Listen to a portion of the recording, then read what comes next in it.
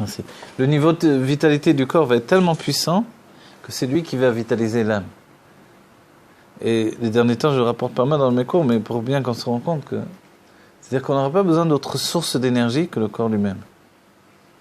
On n'aura pas besoin d'électricité, on pourra avec un doigt faire actionner toute la maison, quoi.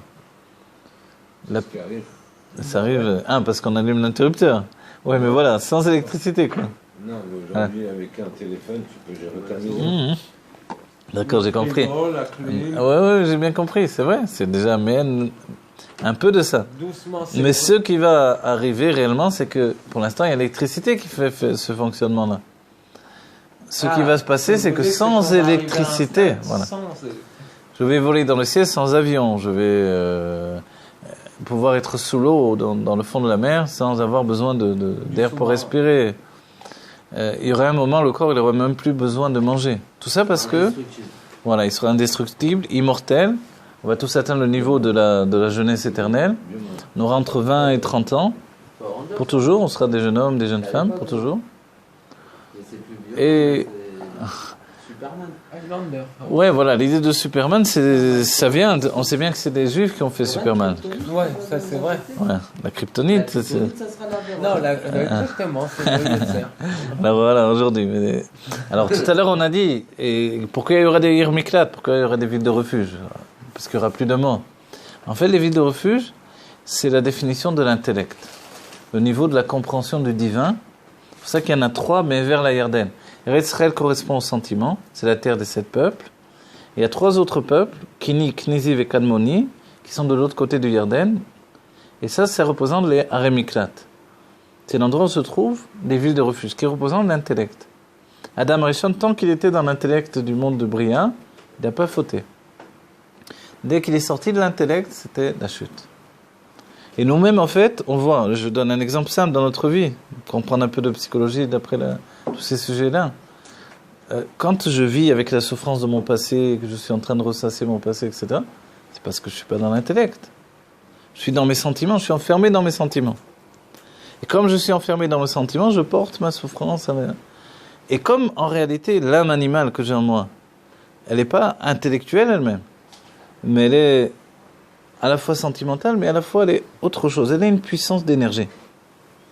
Elle est une sorte de bombe énergétique comme ça. Et son intérêt, c'est de me donner, de ressentir en fait des sortes d'influx de vitalité qui viennent de l'énergie. Et pour l'âme animale, peu importe que ça vienne des traumatismes, qui sont liés à des mauvaises choses, ou que ça vienne des bonnes choses. Comme la plupart du temps, les choses qui m'ont vraiment donné une sensation puissante, ça vient de mauvaises choses. Alors, l'âme animale, dès que je ne vis pas l'instant présent avec suffisamment de puissance, elle me ressasse l'énergie que j'avais du passé. Vous comprenez ce système-là? C'est la psychologie chassidique, c'est important. Hein? C'est la guerre entre le conscient et l'inconscient. Voilà, exactement, un peu, ça reprend, mais beaucoup plus, on va dire, beaucoup plus raffiné dans la compréhension, parce que... Ouais. Si on a lâché prise, on est dans le conscient, on est dans la confiance. D'accord, voilà. C'est vrai que ça passe par le fait d'abord d'avoir confiance en Dieu. Ce que Freud rejetait, Freud lui disait, lui, le surmoi, c'est l'opium des peuples, etc. Voilà. Jung l'a repris, il a dit non, moi je suis pas d'accord avec toi. Il a repris la psychanalyse moderne, pas psychanalyse, on va dire la psychothérapie moderne, et l'a réinstallée. Et en fait, dans la chassidoute, on explique, on comprend bien que l'âme animale, ce qu'elle veut, c'est la passion. La otzma, comme on dit en hébreu. C'est-à-dire, tout le temps où je suis, je vais prier, je vais étudier comme un mort-vivant. Elle n'a pas du tout envie que j'aille prier, que j'aille étudier. Mais si je vais prier, je vais étudier, et je me donne à fond, alors là, elle vient la première avec moi. C'est ça le truc. Le Baal Shem Tov a dit, on met de la nourriture sur la table quand on étudie. Quand on fait des Farbringen, des Dvadot. Pourquoi? Pour entraîner l'âme animale. Pourquoi je veux l'entraîner? Parce que justement, je ne vais pas aller m'asseoir des années avec un psychologue, un psychanalyste. Je vais donner une otzma à ma vie. Je vais donner un moment de puissance très très fort pour que je déracine en fait tout ce qu'il y avait de mauvais au-dedans de moi. C'est-à-dire que l'âme animale, elle peut servir à la fois... Exactement, bon, tu as tout compris. L'âme animale, à la fin des temps, on apporte un korban qui s'appelle le korban Toda. D'après le Rambam, on n'aura plus besoin d'apporter des corbanotes. C'était des habitudes des siècles passés. Et que déjà à son époque, le Rambam c'est le Moyen-Âge, quoi. Déjà à son époque, on faisait plus des corbanotes. Il dit parce qu'avant les gens vivaient avec ces systèmes-là. Et ils pensent dans le Moreh Nevuchim, dans le guide des égarés, ils pensent que dans la Géoula on n'emportera plus des corbanotes. Ils vont s'annuler, à part le Korban Toda. Pourquoi le bon Dieu n'attendra plus de... Il n'attendra plus parce que le monde sera... Voilà, on est beaucoup plus spirituel, on n'a plus besoin d'avoir un exemple physique aussi marqué. Voilà, on a passé aussi un certain stade de... Ouais. Exactement, il n'y en aura plus de morts, etc. Le Korban, c'était le rachat d'une faute. Exactement. Il y aura, on dit, un dernier Korban, ou peut-être deux même. Oh. Un, le Korban Pessah, qu'on doit faire, et l'autre, c'est le Korban Toda. Le Rambam, c'est ce qu'il pense, qu'il y aura le Korban Toda. Le Korban Toda, c'est pour dire merci à Dieu. Les sages, ils disent, de quoi on dit merci? Toda, c'est un aftabi. Merci de t'être acharné contre moi pendant tous les siècles. Ah. Bon, c'est un peu... Voilà, dans la Géoula, on pourra le dire, un truc pareil. Pour l'instant, c'est un peu dur. Mais au moins, on peut comprendre que c'était un monde éducatif, au moins. C'est-à-dire que les sages disent qu'un père qui est trop gentil, il peut abîmer ses enfants, quoi. Il y a besoin d'autorité, voilà. Trop méchant, ça va tuer aussi d'un autre côté. Il faut trouver le juste milieu. À notre époque, c'est encore plus difficile. Ça s'appelle la rigueur dans l'amour. Voilà. Voilà, exactement. L'amour dans la rigueur. Je sais pas, l'un ou l'autre. Il faut trouver le juste milieu. C'est vrai que ou l'un ou l'autre, si on est trop dur, les enfants ils se révoltent très vite. Si on est trop laxiste, c'est celui qui ménage. Ah, voilà, exactement. Choser Shifto, sonné Beno, Choser Shifto. Celui qui a la haine de son fils, il retient son... Shifto, c'était comme comment ça s'appelait? Un martinet. Oui, voilà, un martinet, c'est un air de bœuf, non? Un truc comme ça, c'est ça, ouais, un air de bœuf. Il n'y a plus trop maintenant, avant, les gens ils avaient ça. Aujourd'hui, ouais, vaut mieux. Surtout ici. Ouais. Le parent il fait ça au gosse. C'est ce que c'est le nerf de bœuf. Ah non, ouais. Quand il prenait le nerf sciatique, il faisait une tresse avec, il les laissait sécher, et avec ça, il frappait l'âne ou les enfants ou la femme. Voilà, exactement. Tu n'as jamais vu un nerf de séché? Ouais. Et non, mais aujourd'hui on se rend bien compte que on peut plus fonctionner tellement comme ça. C'est également vrai. Mais il y a quelque chose d'important. On doit aussi se rééduquer dans l'éducation, c'est s'éduquer déjà soi-même. C'est l'habitude aussi qui est mauvaise. Ouais. Il faut avouer que quand nous on n'a plus de patience, alors des fois, voilà, la chose la plus facile c'est de frapper, mais c'est un échec. Bien sûr. C'est un échec. Voilà, si on est capable de pas s'énerver. Le Rabbi Rayatz, il dit, il faut être autoritaire, mais jamais énervé en fait. Voilà, il faut être autoritaire avec les enfants, même parce qu'il n'y a pas le choix. Quand tu parles, on t'écoute, quand tu cries. Voilà, exactement. Si quelqu'un est habitué à crier, on va même plus l'entendre, quoi. Bah, même dans un moment de danger, que Dieu préserve, l'enfant est tellement habitué qu'il n'entend plus rien. Voilà, exactement. Donc on comprend qu'on se raffine quand même. Le monde se raffine et nous aussi on doit se raffiner avec ça.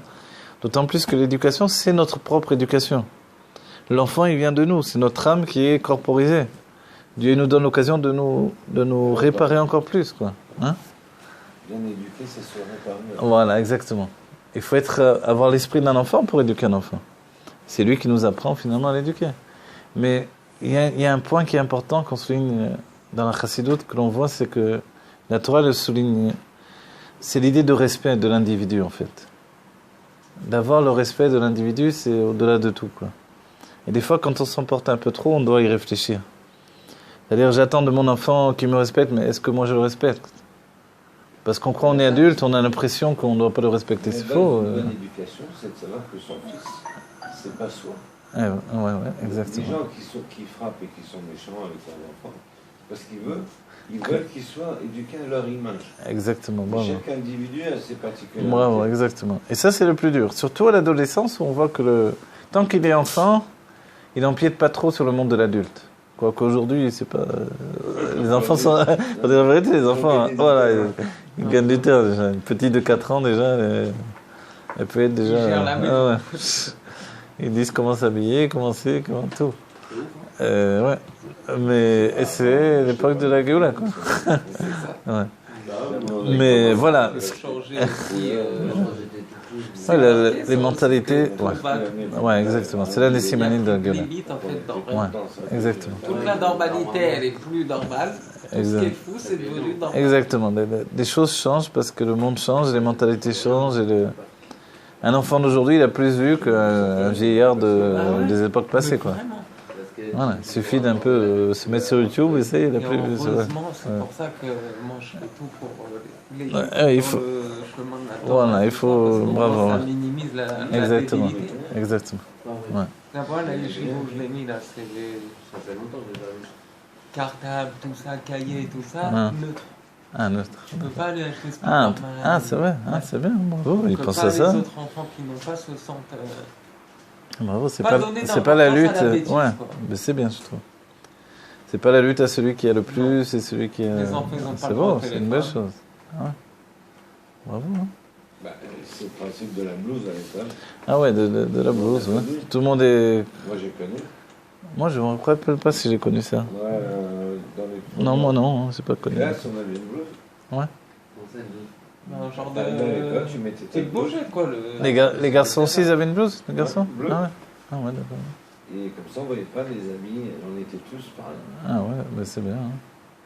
Comme dans un travail où on met une tenue ou un truc. Ouais. En cuisine, tous les cuisiniers sont pareils. Ça s'appelle un uniforme. Un uniforme, voilà. Ouais. Comme à l'armée, ou quoi qu'il y a des grades, mais ouais. C'est pour ça que les tzadikim et tous les religieux s'habillent noir-blanc. Voilà, ça c'est vrai qu'il y a un sujet de deuil aussi, c'est pour ça. C'est le deuil du Beth Amikdash, c'est pour ça qu'on a mis. Dans la Géoula en couleur, ouais. Ah, couleur. C'est pour ça que le Harizal disait que le Shabbat on s'habille en blanc.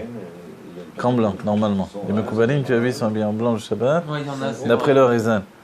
Parce que le deuil c'est l'exil et pendant la semaine on porte le deuil mais pas le Shabbat. Voilà.